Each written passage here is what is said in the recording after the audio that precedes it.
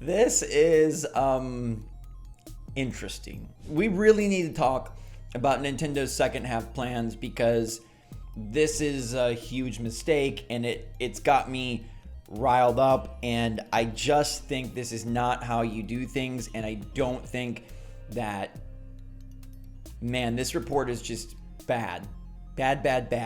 But good morning, Mario, and good morning, Switch fans. I hope things are going good for you.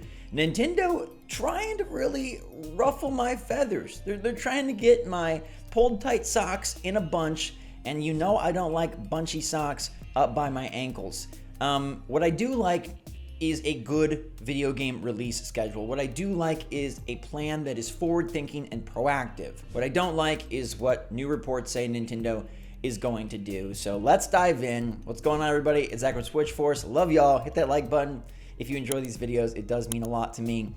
It also means a lot to me that Nintendo Switch does well. And we saw earlier this year that Nintendo was intending to ramp up production of the Switch for the current fiscal year, the upcoming fiscal year. They said that a couple weeks ago, and it was curious because the Switch is supposed to be winding down, but they're ramping up. So what is happening here? Is there a new version? Are they just packing the year in? Are they really going to go hog wild? 2023 going to be the best year ever for Switch. Tears of the Kingdom already on the docket. Fire Emblem's already out and great. Oh dear goodness. Things started to take a turn for the worse when we heard rumors from IGN that Nintendo would be skipping E3 this summer. Despite Reed Pop organizing the event and trying to bring a whole lot of gusto and excitement back to the Los Angeles Convention Center, Nintendo was sitting out.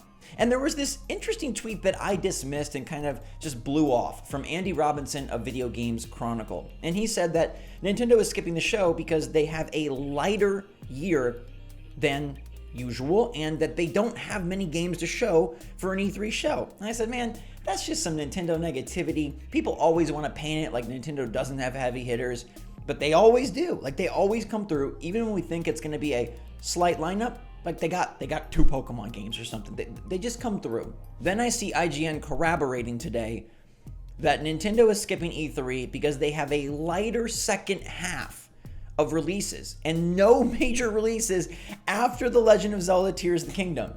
Let me remind you that Legend of Zelda Tears of the Kingdom comes out in early May.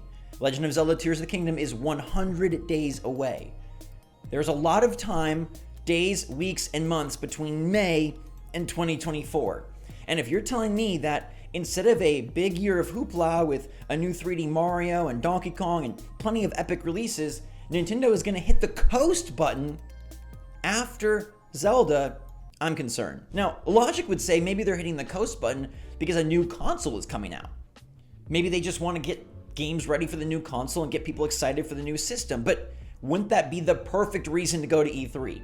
If Nintendo, in fact, was pumping the brakes because it's time for the new big thing, wouldn't E3 be where you show that off? I know Nintendo's used separate events and premiere slots for Nintendo Switch earlier in the year, later in the year. E3 is a time, though, if you don't have a big games lineup, to say, hey, we're ready for the next generation. But Nintendo clearly isn't because they're not going to be at E3 and they're ramping up original Switch production, or at least what we think is original Switch production. This is very strange and I think a really bad idea.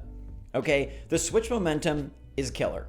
We had some of the best games ever in 2022, and 2023 has started off really strong. Don't get me wrong, Zelda can carry a year, but I don't think the right idea is to bank on second and third and fourth household purchases of an extra Nintendo Switch and say we're just coasting on games. To me, this speaks to one of two things. Either A, Nintendo has a new piece of hardware in 2024 that they are saving for and just aren't ready to talk about yet, or they're going to take the philosophy that they're so high and mighty and so successful, and despite all reports to the contrary, they keep killing it, that they can kill it with Zelda. Now, I do want to give you like the truth here, which is a lighter second half doesn't mean no games. No heavy hitters doesn't mean no games. Like Donkey Kong could be a non-heavy hitter. To me, it just means like no big Mario, no big Smash Bros, no big Mario Kart, no big Animal Crossing, no big Zelda.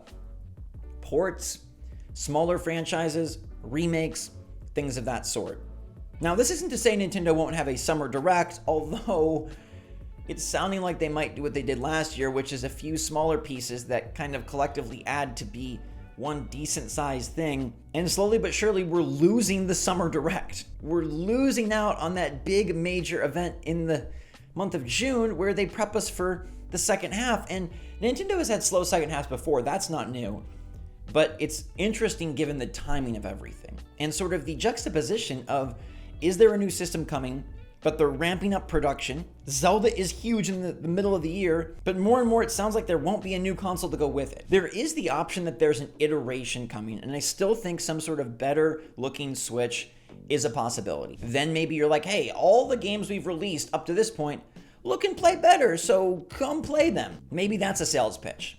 But I worry for Nintendo that they are getting too confident. I worry for Nintendo that they're getting too greedy, and I worry for Nintendo that they're going to stretch this thing as long as they can.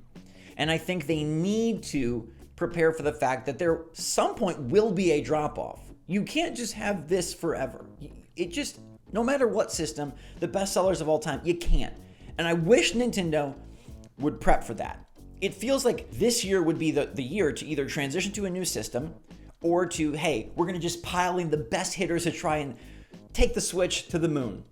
But the idea of ramping up production of your old system and not bringing out a new system and having a very light second half to the point that you don't even really have a summer showcase, what's going on? And are we doomed to a Switch that, because of its prior success, just drags? Now, we'll have to examine what does this mean that they could fill it with, right? Because, there are some things. There are some cool DLC options. There are some cool NSO options. There are some cool sort of smaller franchises and different things they can do. But as we've stated for a long time, the more and more time passes before Nintendo releases an upgrade, the harder it is to get third parties on board. The further we get from the PlayStation 5 launch, the more graphical disparity there is. How do you feel about Nintendo taking it easy after Zelda? How do you feel about Nintendo saying, you know what? We're in good shape. We think we can sell a ton of Switch, and we don't need to do much. It's frustrating because it's not like this console is just peppered with all the biggest third-party titles. It's not like we can just go play Resident Evil 4 Remake on the Switch in March. It's not like we have Starfield, which now is an Xbox exclusive. It's not like we have all sorts of major third-party games to really fill in the gaps. We rely on Nintendo to keep our Switch whole, to keep our Switch fed, and I feel like any year, no matter the occasion, it's not a good idea. Nintendo was very successful early on for many reasons, but one of them was that they stuck to a really reliable month-by-month first-party release schedule. And obviously they've given that up years ago, but I'm telling you, new content, new ideas, new games is the lifeblood of a system, especially when your system does not have the hardware power, the technical prowess, the graphical capabilities to keep up. And especially when Nintendo does the games better than anybody on the Switch, and those are the ones that were like, okay, it's fine if the graphics aren't amazing technically, because visually and artistically, they hit a home run. I also find it very odd that Nintendo, if we believe this, will not be launching a major Mario game to pair with their theme park and movie. We've heard rumors lately of a Mario baseball, and that does have Mario in the title and on the box art, but that's not the big Mario you'd expect them to pair with their major theatrical release for the first time since the 80s or early 90s. That crazy disaster, the live action one. I'm not saying this news is certain. Remember, this is a report, but now we have two major players, VGC and IGN, saying, yeah, like, this is what we're hearing. Nintendo doesn't have much planned for the summer, and the reason is because they don't have much planned for the second half of the year. If you were to launch a new system, I think you'd just hammer it with new software. If you were to wait a long time, I think you'd still want to pump out software. So maybe the end of the day answer is we are in the in-between. We're stuck in generation purgatory where the current system is too successful to say goodbye, and the next system is either too far off, too expensive, or not necessary, so we just wait. And the bad part isn't the new system. Waiting for that is okay. The bad part is a lull in games as they save, prep, and get ready for whatever's next. Now, I go back to the Switch production thing. Are they ramping it up just because they think they can sell? Or are they ramping it up because there's a new iteration? Is there something beyond a Switch Pro that Nintendo could put out? Like, a Switch Lite OLED or a home TV only console. I don't know. We're in a very interesting time, and hopefully the February Direct gives us some clarity. You know, if they do announce a fun big title for the second half of the year, okay, we're in good shape. And also, what does this mean for Pikmin 4 if they don't really have anything major after Zelda? Is Pikmin not major? I think Pikmin 4 is a big deal, but I understand it not being labeled a heavy hitter, and I just want this February Direct to roll around so we can know. If Nintendo drops Donkey Kong and Pikmin and Zelda and that's sort of their trio, well, I feel good about that. But if they're truly going to just say ports after Tears of the Kingdom, there will be a lot of tears in this SwitchForce kingdom. So let me know what you think. Nintendo going into hibernation mode, apparently, and we don't know when it'll end or why. Let me know your take in the comments down below, everybody. Stay safe, stay healthy, stay happy, stay positive out there. Love you lots. SwitchForce out.